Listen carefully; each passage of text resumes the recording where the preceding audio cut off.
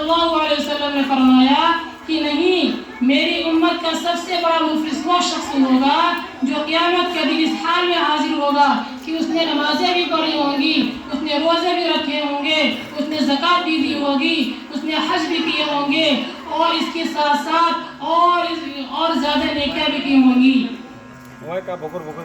मगर इन तमाम चीज़ों के साथ साथ उसने क्या किया होगा कि किसी को गाली दी होगी, किसी को तहमत लगाई होगी, किसी को नाहक मारा होगा, किसी पर बहतान लगाई होगी, किसी को बिला वजह आंख दिखाई होगी, किसी को बिला वजह गाली दी होगी। अब इस हाल में क़यामत के दिन हाजिर होगा कि इसको हाजिर किया जाएगा और जो हकदार होंगे उसको भी हाजिर किया जाएगा। अल्लाह ताला उसकी नेकियां निकालेंगे और हक वाले को उसको नेकियां दे दी जाएंगी। उसकी नेकियां बांटते उसकी नेकियां खत्म हो जाएंगी। जो हकदार बाकी रहेंगे उनके जो गुनाह होंगे उनके गुनाहों को उठाकर उस शख्स के ऊपर लाद दिए जाएंगे।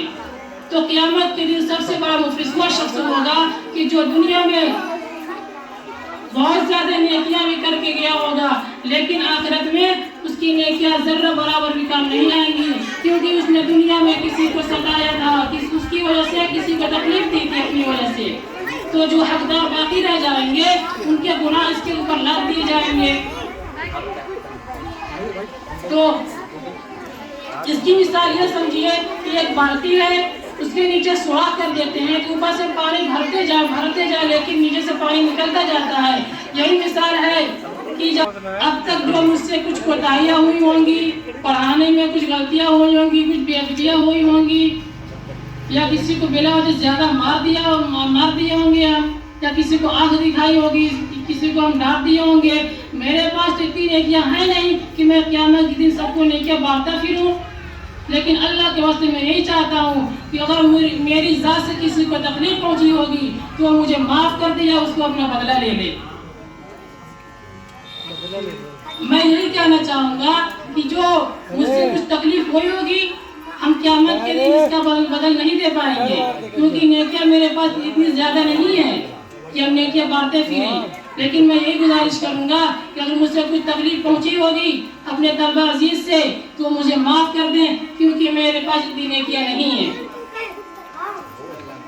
अलविदा प्रोग्राम को रुआन से एक शेर आखिर में कहना पेश करता हूँ मैं कि बहुत तकलीफ देता है किसी को अलविदा कहना, बहुत तकलीफ देता है किसी को अलविदा कहना, दिखाई कुछ नहीं देता सुनाई कुछ नहीं देता, दिखाई कुछ नहीं देता सुनाई कुछ नहीं देता, फकत कुछ कब दे लफ्ज होंठों पर जो ठहर जाए कि जिसके वास्ते दिल से दुआएं ही निकलती हो।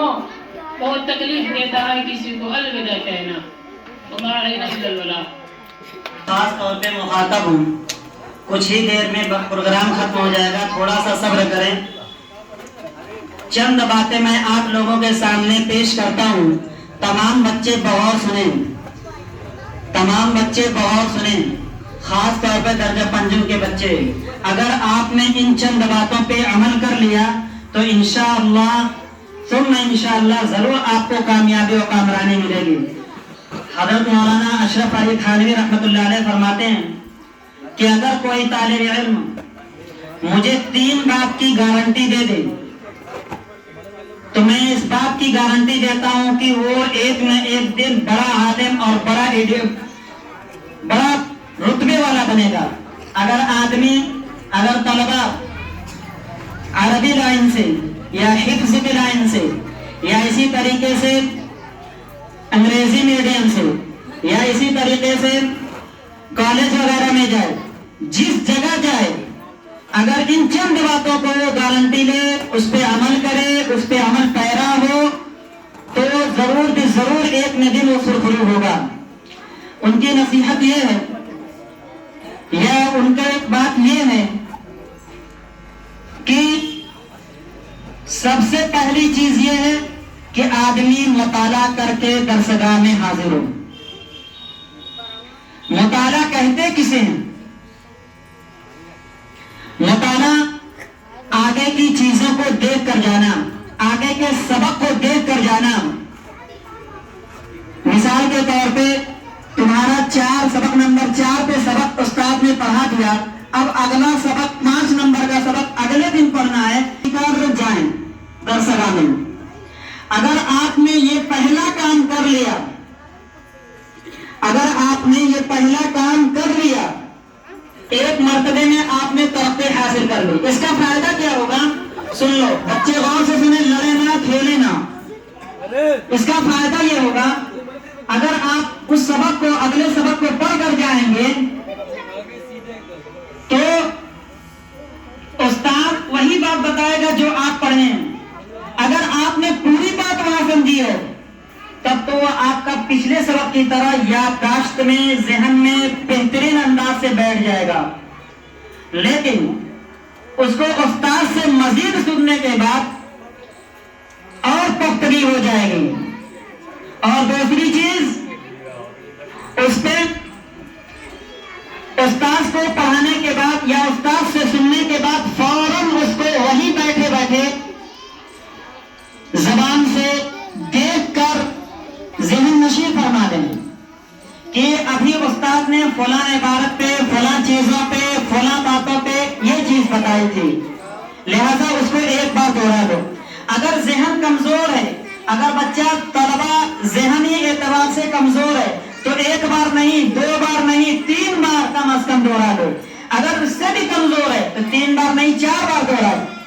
फिर उसके बाद जो तीसरे दर्जे की चीज आती है, जो सबसे अहम है, हमारे अरबी मदरसों में इसका बहुत ही एहतमाम होता है, जिसकी बुनियाद पे वो बच्चे अच्छे नंबरात लाते हैं अगर वो दुनियावी फील्ड में जाते हैं। तो मैंने बहुतों को ऐसा देखा है, जिसमें से हमारे कई साथी ऐसे हैं, हम लोग के दरसी साथी हैं, मेरे दरसी साथी साथ के पढ़े हुए हैं, लेकिन उन्होंने मौलवियत पूरी करने के बाद, फरागत के बाद दुनियावी फील्ड में गए, अंग्रेजी मैदान में गए, उन्होंने वो मकाम हासिल कर लिया जो 10 नहीं, 12 नहीं, 15 साल से लगे हैं उस मैदान में, उस मकाम को हासिल करने के लिए।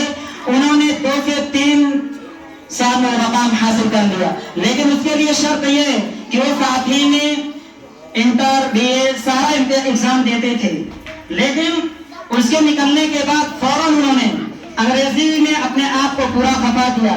लेकिन जो तीसरी चीज मैं बताने जा रहा हूँ वो हमारे कॉलेजों में और स्कूलों में उसका रिवाज नहीं है। अगर किसी के पेरेंट्स बहुत ही सख्ती से उस पर अमल करा रहे हैं तो बहुत ही नाखुशगवारी से कह लीजिए, या माँ बाप के जबरदस्ती पे वो मगरिब बाद बैठता है पढ़ने के लिए। ये जो मगरिब बाद का पढ़ना है ये हमारे मदरसे ही में चलता है, कॉलेजों में तो बस एक रस्म चलती है।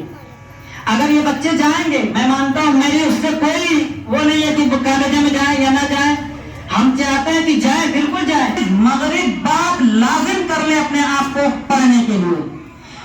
बाप कहे ना कहे, माँ कहे ना कहे, भाई कहे ना कहे, उसको छोड़िए। आप अपने ऊपर इस बात को लाजिम कर लें कि मगरिब बाद का और इशा बाद जब तक आपको पूरा सबक दोहरा ना लो, आगे का देख ना लो, तब तक आपको अपने ऊपर नींद को हराम कर लो।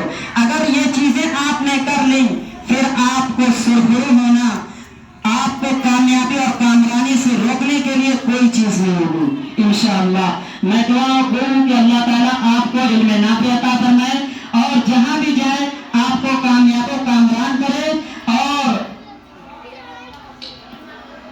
बहुत ही दुख के साथ कहना पड़ रहा है कि यही बच्चे कल यहीं थे, आज यहीं से रुखसत हो जाएंगे, लेकिन ये दुनिया का निजाम है, ये दुनिया का उसूल और ज़ाब्ता है, बल्कि मैं कहूँगा कि ये दुनिया ही बनी आने जाने का नाम।